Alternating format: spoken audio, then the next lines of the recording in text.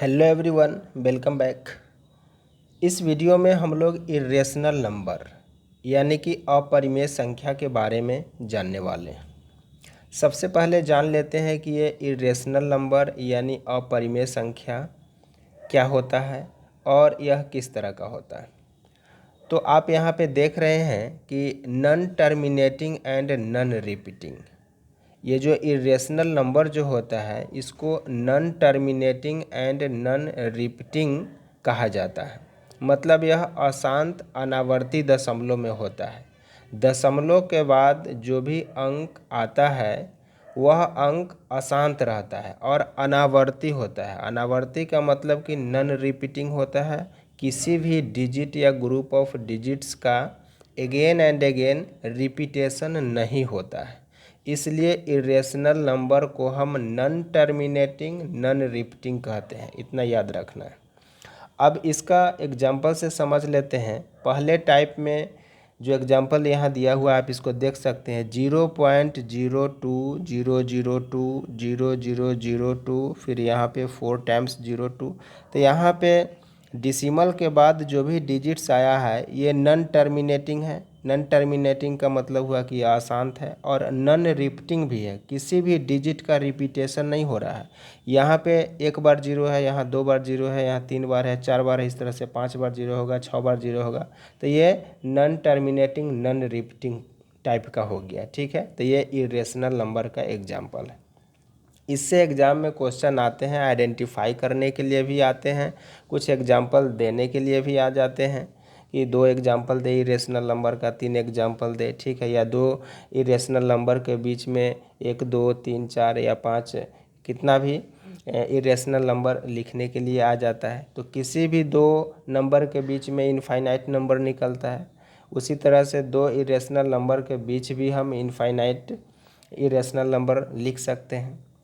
दूसरा एग्जांपल देखिए 1.213 4 टाइम्स 1 फिर 3, इस तरह से ये नॉन टर्मिनेटिंग नॉन रिपीटिंग हुआ। यहाँ पे 1 बार 1 है, 2 बार आया है, 3 बार 4 बार, इस तरह से।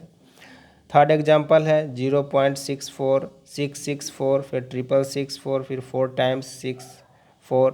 तो इस तरह से ये नॉन टर्मिनेटिंग भी है, अशांत भी है और नॉन रिपीटिंग भी है। किसी भी डिजिट का रिपीटेशन नहीं हो रहा है। ठीक है, तो इस तरह से non terminating non repeating decimal होता है। इरेशनल नंबर का ये पहले टाइप का एग्जाम्पल है। अब चलिए दूसरे टाइप का एग्जाम्पल समझ लेते हैं इरेशनल नंबर का। दूसरे टाइप में है कि पॉजिटिव इंटीजर्स होगा। ठीक है, हम जानते हैं कि ऑल नेचुरल नंबर्स नेगेटिव और positive natural numbers including 0 are called integers. तो पॉजिटिव इंटीजर होना चाहिए which is not a perfect square number. Perfect square number क्या होता है हम लोग 8 क्लास में पढ़ चुके हैं।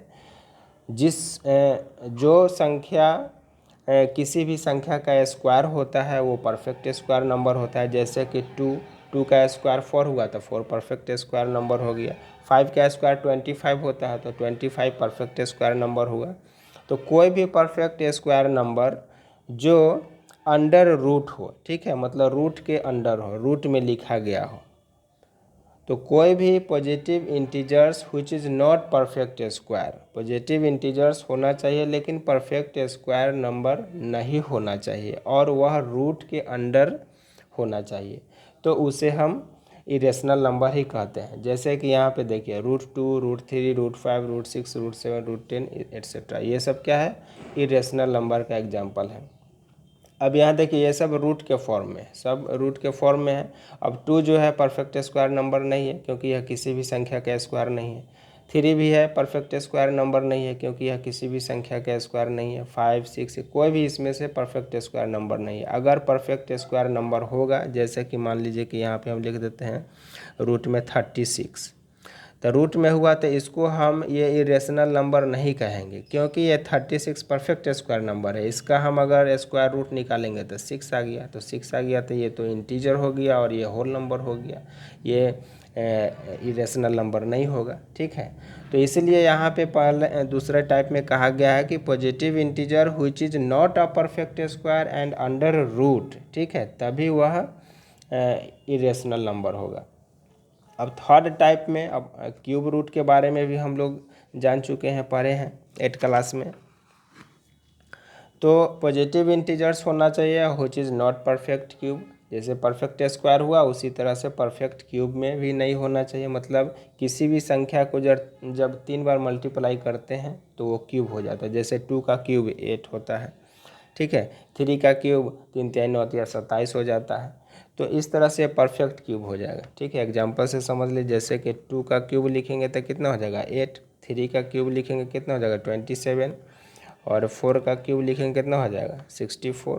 तो ये 8, 27, 64 इस तरह से जो नंबर आएगा वो परफेक्ट क्यूब होगा। तो परफेक्ट क्यूब नहीं होना चाहिए। और क्यूब रूट इस तरह से होता है, इसमें बीच में 3 लिखा हुआ रहता है। अगर कुछ नहीं लिखा हुआ है जैसे यहाँ है तो इसमें 2 हाइड रहता है, लेकिन क्यूब वाला रहेगा तो इसमें 3 लिखा हुआ रहेगा। उस तरह से फोर्थ रूट वाला रहेगा तो यहाँ पे 4 लिखा हुआ रहेगा, ठीक है। ये घनमूल हुआ, ये वर्गमूल हो गया, 4 रहेगा यहाँ तो चरमूल हो जाएगा।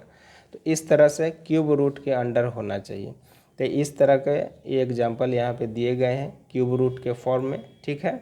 और ये सब परफेक्ट क्यूब नहीं है, तो ये सब इरेशनल नंबर हुआ था। पहला टाइप हुआ डिसिमल वाला जो ऊपर देखे, और ये हो गया रूट वाला, ठीक है, जिसमें रूट और क्यूब रूट दोनों हो सकता है, या फोर्थ श्रेणी का रूट हो या फिफ्थ श्रेणी का कोई भी हो। तो ये सब इरेशनल नंबर के एग्जाम्पल है। तो इरेशनल नंबर क्या होता है ये तो समझ में आ गया होगा। अब थोड़ा टाइप 4 में हम लोग समझ लेते हैं कि 22/7 जो है, 22/7 एक रेशनल नंबर होता है, ठीक है। क्योंकि इसका जब हम डिसिमल फॉर्म में लिखते हैं तो इसमें कुछ ऐसा ग्रुप आता है डिसिमल के बाद अंकों का जिसका रिपीटेशन होने लगता है। तो रिपीटेशन जब होने लगेगा तो वो नॉन टर्मिनेटिंग रिपीटिंग डिसिमल में आ जाएगा, तो वो रेशनल नंबर हो जाता है। रेशनल नंबर को हम 2 टाइप से व्यक्त करते हैं। लास्ट वीडियो में मैंने बता दिया है, अगर वो वीडियो नहीं देखे हैं तो आप देख सकते हैं। But pi is a irrational number, an irrational number, ठीक है। पाई इरेशनल नंबर है, जबकि पाई का वैल्यू हम लोग 22/7 लेते हैं, ऐसे कैलकुलेशन करते हैं। तो ये 22/7 रेशनल है, जबकि पाई इरेशनल है। ये कितना बार क्वेश्चन पूछा गया है, इसको ध्यान में रखना है कि पाई कौन सा नंबर है, तो इरेशनल नंबर है, ठीक है। और पाई का जो वैल्यू होता है वो नॉन टर्मिनेटिंग नॉन रिपीटिंग होता है, ठीक है। तो आई होप कि ये इरेशनल नंबर क्या है आपको अच्छे से समझ में आ गया होगा। तो आज के लिए इतना ही, मिलते हैं फिर नेक्स्ट वीडियो में, तब तक के लिए गुड बाय।